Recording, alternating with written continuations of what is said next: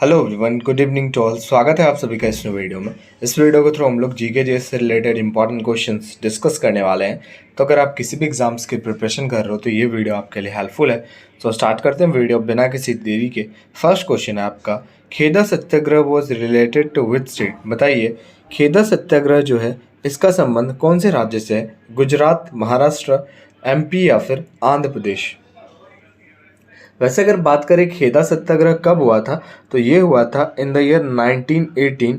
और खेदा सत्याग्रह जो है इसका संबंध है आपके गुजरात स्टेट से। ठीक है, खेदा एक जगह है गुजरात में, ठीक है, एक डिस्ट्रिक्ट है, तो आपको याद रखना है। ठीक है, चलिए आगे बढ़ते हैं।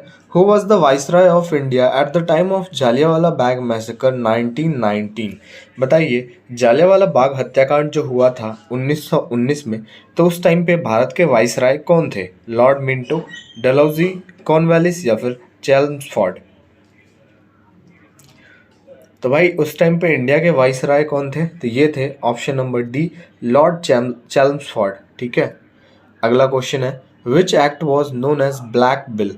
बताइए, निम्नलिखित में से कौन से एक्ट को ब्लैक बिल के नाम से जाना जाता है? Pitt's India act, Raoult act, the regulating act या फिर इंडियन काउंसिल एक्ट? देखिए, इस एक्ट को ब्लैक बिल इसलिए कहा जाता है क्योंकि इस एक्ट में क्या हुआ था ना कि जो पुलिस थे ना, उनको मतलब किसी को भी वो अरेस्ट कर लेते थे बिना किसी वारंट के, या फिर होता है ना जैसे अभी किसी को कोई अरेस्ट करता है तो कोई रीज़न होता है, तो उस टाइम पे क्या था कि बिना किसी रीज़न के वो किसी को भी अरेस्ट कर लेते थे, है ना। तो ये था आपका option number B, Rowlatt act. ठीक है, चलिए आगे बढ़ते हैं। Rajendra Vishwanath Arlekar is the governor of which state? बताइए, राजेंद्र विश्वनाथ हर्लेकर जो है ये कौन से राज्य के गवर्नर हैं, राज्यपाल हैं? बताइए, बिहार, एमपी, वेस्ट बंगाल या फिर छत्तीसगढ़? तो अगर बात करें राजेंद्र अरलेकर की, राजेंद्र विश्वनाथ अरलेकर, तो ये आपके बिहार स्टेट के, ठीक है, बिहार स्टेट के गवर्नर हैं। अगला क्वेश्चन है, when is world wild life day 2023 celebrated? World wild life day 2023 जो है ये कब मनाया गया? बताइए, 13 जून, 3 मार्च, 17 सितंबर या फिर 12 ऑफ अगस्त? वैसे इस बार 2023 का आप थीम देख सकते हो, partnership for wild life conservation जो है ये इस बार का थीम रहा। और ये सेलिब्रेट कब किया जाता है? तो 3 मार्च। नेक्स्ट क्वेश्चन है, the first secretary of Indian national Congress was? बताइए, इंडियन नेशनल कांग्रेस के पहले सेक्रेटरी कौन थे? एनी बेसेंट, सरोजिनी नायडू, मोतीलाल नेहरू या फिर एओ ह्यूम? तो देखिए, इंडियन नेशनल कांग्रेस की स्थापना कब हुई थी? 1885 में, ये तो आपको पता है, एओ ह्यूम के द्वारा, है ना, एओ ह्यूम के द्वारा। और पहले सेक्रेटरी की बात करें तो ये ऑप्शन नंबर डी, एओ ह्यूम ही थे। ठीक है, याद रखिएगा। चलिए आगे बढ़ते हैं। Who was the first Muslim president of Indian national Congress? Indian national Congress के पहले मुस्लिम प्रेसिडेंट कौन थे? मोहम्मद अली खान, बदरुद्दीन तैयबजी, सर सैयद अहमद खान या फिर मौलाना अबुल कलाम आज़ाद? तो अगर बात करें ना पहले मुस्लिम अध्यक्ष कौन थे इंडियन नेशनल कांग्रेस के, तो ये थे आपके option number B, Badruddin Tyabji. ठीक है, चलिए, और अगर आपको पीडीएफ चाहिए तो आपको डिस्क्रिप्शन में लिंक मिल जाएगा, आप टेलीग्राम ज्वाइन कर सकते हो for PDF and many other updates. Total how many high courts in India? बताइए, भारत में कुल कितने हाई कोर्ट्स हैं? 20, 22, 25 या फिर 28? अगर बात करें टोटल हाई कोर्ट्स की, तो इंडिया में टोटल 25 हाई कोर्ट्स हैं। अब देखिए, इंपॉर्टेंट क्वेश्चन है ये सारे। Which high court has maximum number of जजेस?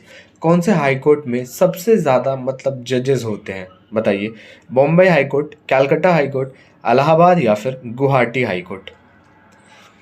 तो देखिए, अगर यहाँ पे बात की जाए ना कि सबसे ज़्यादा जजेस कौन से हाई कोर्ट में होते हैं, तो आपको याद रखना है कि सबसे ज़्यादा जजेस जो होते हैं ये इलाहाबाद हाई कोर्ट में होते हैं। ठीक है ना।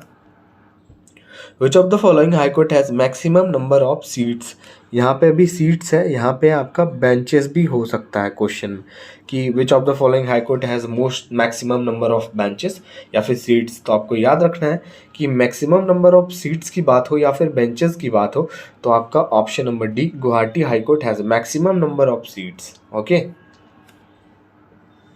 चलिए अगला क्वेश्चन देखते हैं। What is the minimum age required to become the vice president of India? Bharat में उपराष्ट्रपति बनने के लिए न्यूनतम आयु कितनी होनी चाहिए? बताइए। वाइस प्रेसिडेंट इंडिया के अभी कौन है करंट? तो ये हैं आपके जगदीप धनखड़ जी। और ऑप्शन नंबर बी, टोटल जो है मिनिमम एज होना चाहिए आपका 35 वर्ष।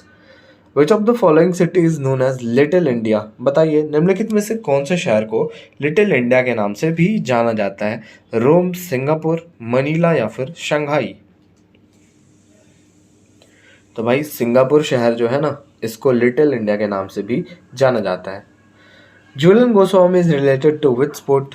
बताइए झूलन गोस्वामी का संबंध कौन से खेल से है? क्रिकेट, फुटबॉल, हॉकी या फिर बैडमिंटन? तो भाई अगर बात करें झूलन गोस्वामी की तो इनका संबंध है क्रिकेट से। ठीक है, अगला क्वेश्चन है, हु डिक्लेयर्ड सती इलीगल? देखिए सती प्रथा जो है इसको इलीगल किसके द्वारा डिक्लेयर किया गया? बताइए। और भाई ये लीगल था भी, मैं बताता हूँ, मैं आपको अभी बताऊंगा अभी कि सती में बेसिकली क्या होता था। तो ये इलीगल जो है डिक्लेयर किया गया लॉर्ड विलियम बेंटिक के द्वारा। Option number D is the correct answer. देखिए यहाँ पे मैंने लिखा है कि भाई ये क्या था सती प्रथा। यह एक ऐसी प्रथा थी जिसमें पति की मौत होने पर पति की चिता के साथ ही उसको विधवा जला दिया जाता था। कई बार तो इसके लिए विधवा की रजामंदी होती थी, कभी कभी ऐसा होता था कि उनकी मजबूरन भी किया जाता था, ऐसा है ना।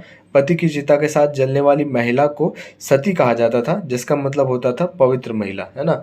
और जो मतलब पति के साथ जलने के लिए रेडी नहीं होती थी उनको पवित्र नहीं माना जाता था, ऐसा प्रथा था ये। और ये खत्म किसके द्वारा किया गया?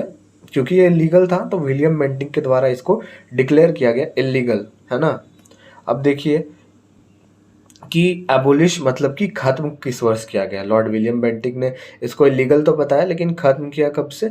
On the year 1829। Option number B is the correct answer. ठीक है। Which colour is commonly used in Harappan poetry? Harappan poetry में कौन सा कलर जो है वो कॉमनली यूज किया जाता था? रेड, ब्लू, ब्लैक या फिर वाइट? बताइए। ये क्वेश्चन मैंने आपको 2-3 बार करवाया भी है। तो भाई अगर बात करें ना, हड़प्पन पोइट्री में कौन सा कलर कॉमन था? लाल रंग कॉमन था। ओके, नेक्स्ट क्वेश्चन है, जापानीज आर्ट। भाई ये क्वेश्चन एसएससी सीजीएल में 2 बार आया हुआ है और मैं बताऊं 2019 में आया हुआ है, 2020 में, और एमटीएस में भी आया हुआ है, सीएचएसएल में भी आया हुआ है। तो आप सोच सकते हो क्वेश्चन कितना इंपॉर्टेंट है। तो Japanese art ikebana, ikebana is related to? बताइए जापानीज आर्ट है इकेबेना, इसका संबंध किससे है? बताइए। ये जो आप देख रहे हो art ikebana, paper folding, tree cutting, sand art या फिर flower arrangement?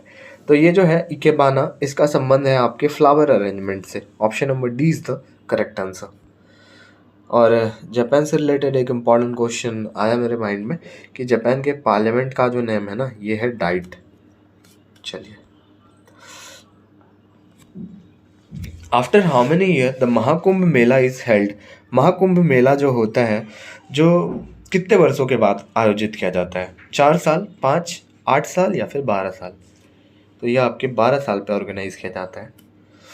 Where is the headquarter of World Food Programme WFP? बताइए वर्ल्ड फूड प्रोग्राम का हेडक्वार्टर कहाँ है? इन द ईयर 1961 में इसको स्थापित किया गया था। और इसके हेडक्वार्टर की बात करें तो इटली की कैपिटल रोम में इसकी हेडक्वार्टर है। Who has won FIBA men's basketball World Cup 2023? बताइए FIBA men's basketball World Cup 2023 का जो है ये किसने जीता? स्पेन, अर्जेंटीना, जर्मनी या फिर पोर्टुगल? तो ये FIBA men's basketball World Cup जो है ये जीता आपके किसने? जर्मनी ने। नेक्स्ट क्वेश्चन है, who has won FIFA women's World Cup 2023? बताइए फीफा वुमेन्स वर्ल्ड कप जो है 2023 का, इसको कौन सी कंट्री ने जीता है? इसको जीता स्पेन ने। और स्पेन की कैपिटल याद रखिएगा, स्पेन की कैपिटल होती है मैड्रिड। एंड लास्ट क्वेश्चन, वैसे ट्विटर का आपको बताना है कि स्थापना कब हुई। और मैं आपको बताता हूँ कि ट्विटर का जो है वो नेम भी चेंज हो गया है, एक्स इसका नेम हो गया। अगर आप कोई ट्विटर यूज़र होंगे तो उनको एक्स टाइप का लोगो दिखता होगा। तो बताइए ट्विटर की स्थापना किस वर्ष हुई? 21 मार्च 2006। Option number D is the correct answer. ठीक है, तो वीडियो को ही एंड करते हैं। वीडियो अच्छा लगा और हमारे चैनल पर आप नए हो तो लाइक, शेयर एंड सब्सक्राइब जरूर कीजिएगा। मिलते हैं नेक्स्ट वीडियो में।